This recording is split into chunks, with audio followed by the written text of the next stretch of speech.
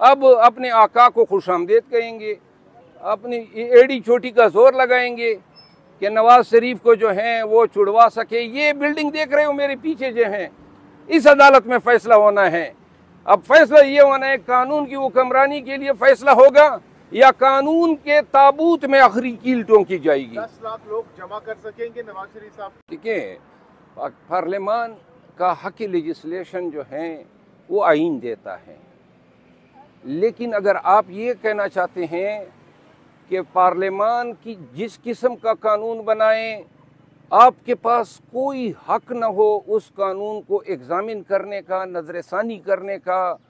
मिसाल दे देता हूँ, ये जो अभी official secret act last time जो तनाज़ा भी बना और जो मिलिट्री एक्ट में जो तरमीमात की गई कि आपके घर में बग़ैर वारंट के कोई घुस सकता है, ये इस पार्लियामान ने कानून बनाया।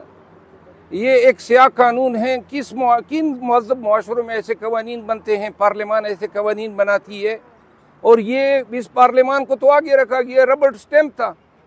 तो अब आप ये कहना चाहते हैं कि पार्लियामान अगर ये लिख दे कि सूरज जो है वो मशरिक के बजाय मगरिब में निकला करेगा तो कोई उनको कुछ न करे। ने अब इसमें तरमीमात की हैं ऑफिशियल सीक्रेट एक्ट में।